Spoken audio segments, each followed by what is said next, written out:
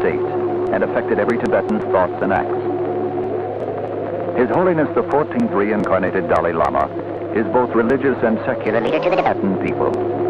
In this film, he is about to enter a very important stage of his life. Like every Lama or monk who aspires to the coveted title of Geshe, or Doctor of Theology, he must first undergo a rigorous examination.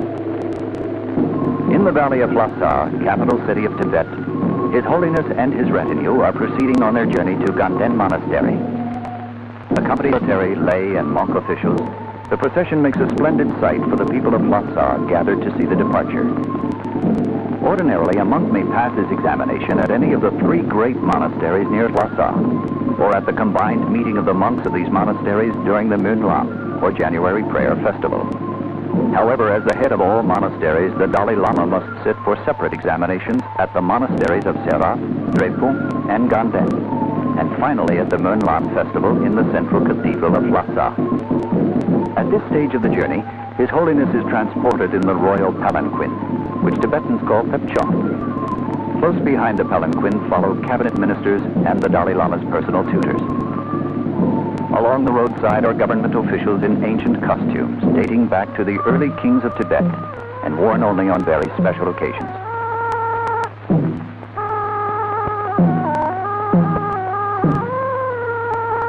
At wayside stops, representatives from the area wait to greet the Dalai Lama. Ganden Monastery is about 40 miles east of Lhasa. From this point on, the terrain becomes steep, and palanquin gives way to a more practical kind of transportation.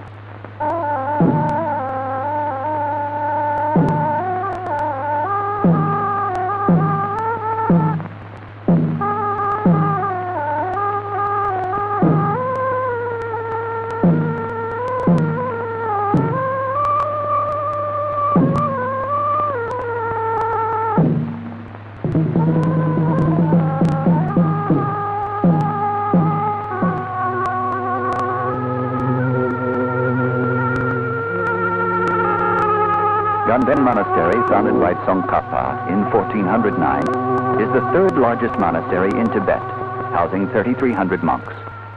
It is an established tradition for all visiting Dalai Lamas to dismount and prostrate themselves before the golden mausoleum in which the mortal remains of Tsongkhapa are preserved. Tsongkhapa literally means the man from Onion Land, which is descriptive of his humble beginnings. But he was to become one of the greatest scholars of Tibet, revered as the founder of the Lhoka sect.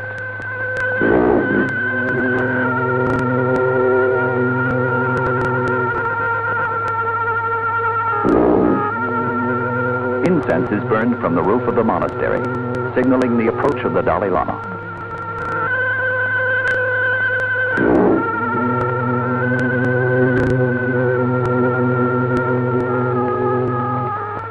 Under the golden roof lies the tomb of Tsongkhapa.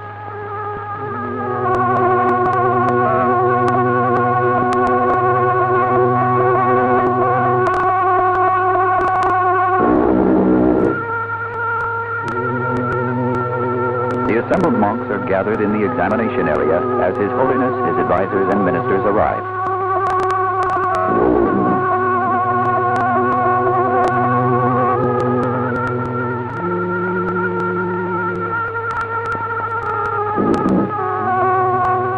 There are many different schools of Buddhist thought in Tibet. However, the difference between them lies solely in their method of teaching and their devotion to the founder or Lama, and in the character of their rituals, not in fundamental religion and philosophy. Their inspiration and goal are the same: salvation or final escape from rebirth, with the attainment of nirvana. And although each sect has its own leader, they are all joined under the guidance of His Holiness the Dalai Lama.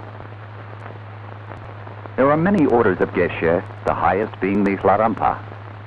On the average, a monk spends 20 to 30 years in hard study at the monasteries in order to pass the examination for the degree of Geshe. The examination is conducted orally and in the form of debates, which cover such subjects as Buddhist philosophy, transcendental wisdom, metaphysics, logic, and dialectics. The debates are attended and judged by the abbots of the monasteries and other learned men. The examination debate proceeds with syllogisms, examples, quotations, in a rapid fire of questions and answers, which testify to the candidate's mastery of the subject. In all religious debate and discussion, the original teachings of Buddha and the commentaries of the Pandits are constantly cited to authenticate the validity of the points being debated.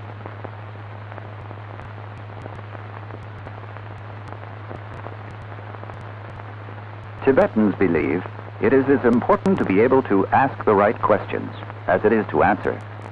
Therefore, at the end of each examination, the candidate, in this case the Dalai Lama himself, is tested for his ability to question his examiners. The gestures made by both examiner and candidate are quite meaningful. Raising the right hand symbolizes an act of rising to the state of enlightenment. The lowering of the left hand signifies suppression of ignorance and delusion. The clapping of hands indicates that an answer should be given.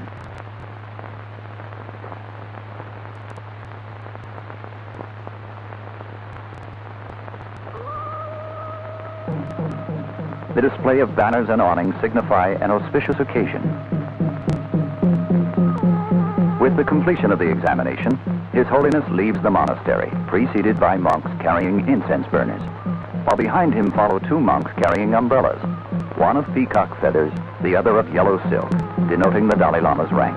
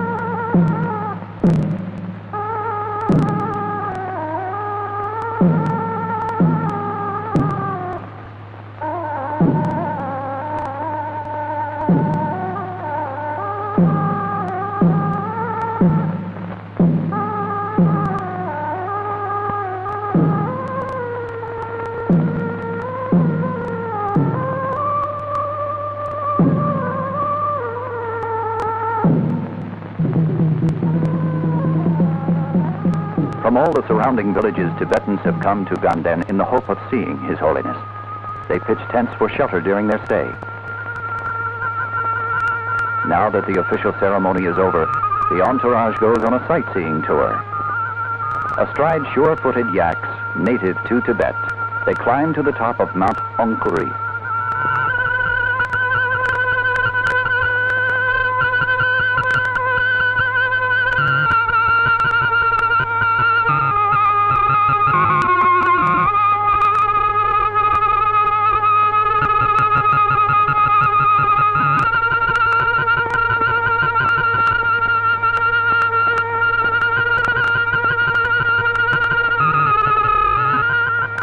From the summit of the mountain, there is a vast panoramic view.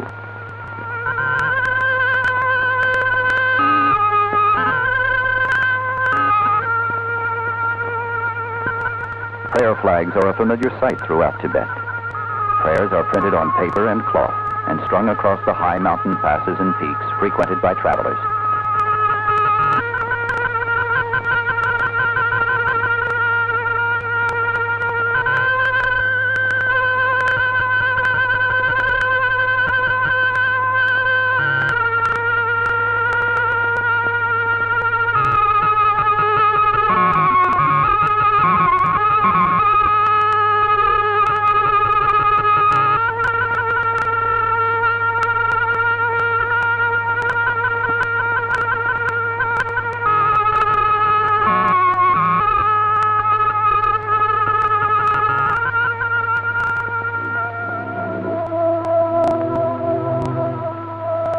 As the procession reaches the wayside tents of the Dalai Lama, abbots, monks, and local people come to pay their respect to His Holiness.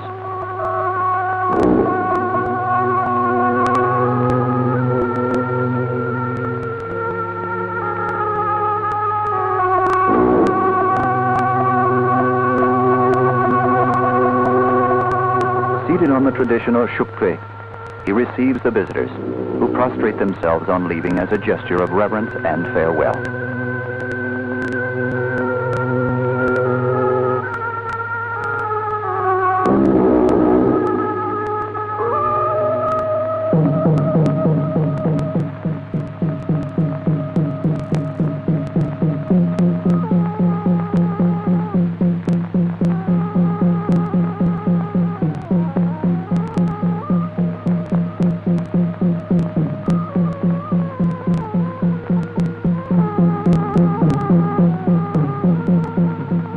Towering majestically over the city of Lhasa is the Potala, winter palace of the Dalai Lama, centuries old with more than 1,000 rooms.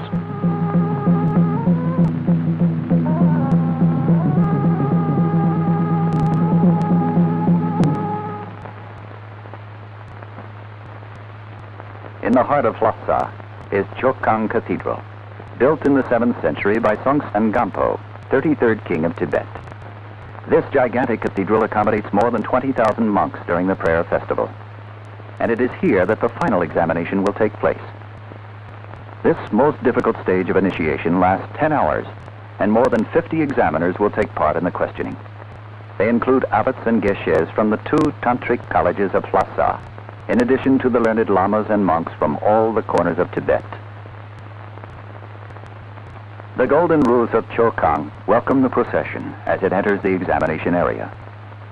During the examination, government officials and other spectators look on from their balcony positions.